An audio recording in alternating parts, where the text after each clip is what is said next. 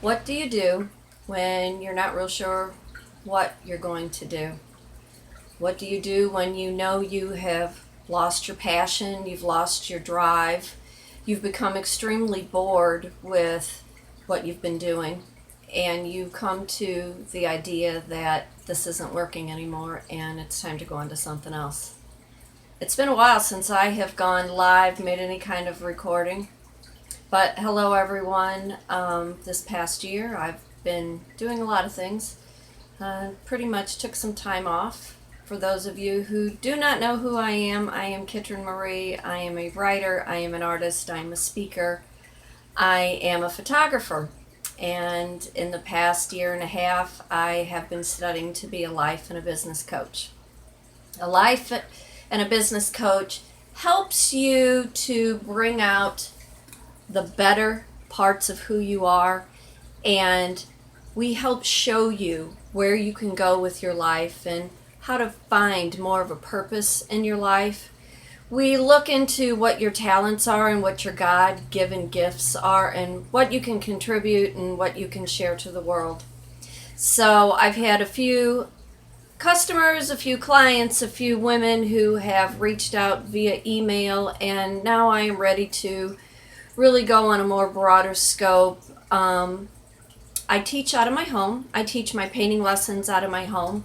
I teach my coaching groups out of my home. I like the small little atmosphere, the one-on-one or a group of 5 or 6, because I feel it's important that you expand who you are. It's important that you leave what you know that you know isn't working, and you go beyond what you feel you are capable of doing. When you have lost your passion and you don't have the drive to get up anymore in the morning to go do what you were doing, that's your red flag going off. It's time to go do something else. When you become extremely bored and it just makes you almost sick, where you can't go and do anymore, it's time to go on and do something else. You are not to be responsible for somebody else's only source of entertainment. You have yourself to be true to thine own self be true. Look in the mirror, and although we are in my makeup room and I'm reversed from what I would be doing, you look in the mirror and you tell yourself and you ask yourself, why am I doing this? What pleasure are you getting? What joy are you getting out of the relationship you're in, the job you're in, your passions, your hobbies? How does it make you feel? I love to ride horses. I do. I took riding lessons as a kid, got away from it, and in the past probably 4 or 5 years I got back into it. I worked with a wonderful rescue ranch, and now I'm working with another lady trying to develop a few more of my talents. I love training the horses. I have a good rapport with the horses. It excites me. It makes me happy. I love to be able to get in my car and drive for an hour. There is nothing more freeing and self-entertaining than to be flying down Highway 44, doing the speed limit, listening to the radio, windows open, hair blowing, knowing I am going to do something that personally fulfills my life. In relationships, not all of us are meant to be in relationships. It is good to have formed a bond of a good friendship.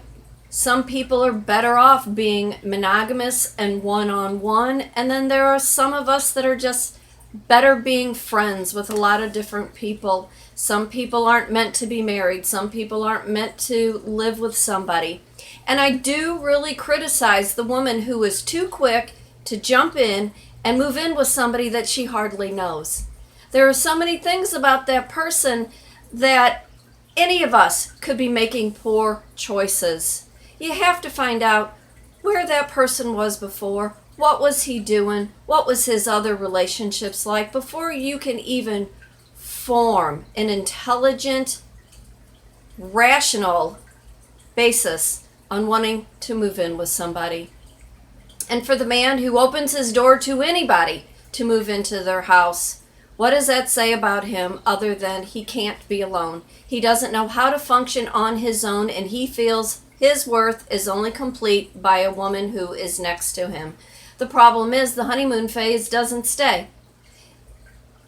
You have different interests, you get bored with each other because you didn't take the time to learn, to see what was important on both ends in order for a relationship to be formed for something long-lasting. People who move in too quick, they get bored with each other, the relationship doesn't last, the honeymoon phase doesn't last. So you need to think about who you're allowing in your space. Do you value that person more than you value your space? Can you be alone? Are you happy with yourself? I am happiest when I am painting. I am happiest when I am teaching. I like to show creative-minded women that our minds run 1,000,000 miles at a time, and it's okay. You are to try this and that and that, and you see what works. And what doesn't work, you cast aside. You don't have to stick with anything. You don't have to stay with anything. And there's a big difference in being committed. Because once you make that commitment, you have to make sure that it has set your soul on fire. So I'm asking you, what's setting your heart on fire? What is it in your life? Where does your passion lie? What are you thrilled about when you get up in the morning? Because too often we do things, and if we're not happy with what we're doing, it ends up making us sick. In a very long-term relationship I was in, I was trying to be the everything to everybody, and it made me sick. I was deathly ill and then diagnosed with a chronic leukemia from an incident of not being taken to the hospital in the proper amount of time. And these are things that I allowed to happen. What you continue to do, you allow it. You are giving somebody an opportunity to disrespect you if you do not set the boundary and you do not say, I can't do this anymore. It doesn't make me happy. It is not conducive to who I am and what I want to do. So, if anybody would like to learn more about life and business coaching and what I do, if anybody would like to take a painting lesson, and we talk about perspective, we talk about color movement, and how we look at things in our life, and how we view and value the worth of ourself, the worth of our talent, and the worth of the craft that we do to bring so much pleasure to other people. So if you would like to learn more, please feel free to email me at kitrynmarie@gmail.com. You can see all my work at kitryn-weebly.com. And please go over to imperfectionsmadebeautiful.blogspot.com to read more about the case studies and about more of my life and business coaching. I hope to hear from you really, really soon. Again, I am Kitrynmarie. I'm an artist. I am a writer. I am a photographer. I am a life and a business coach.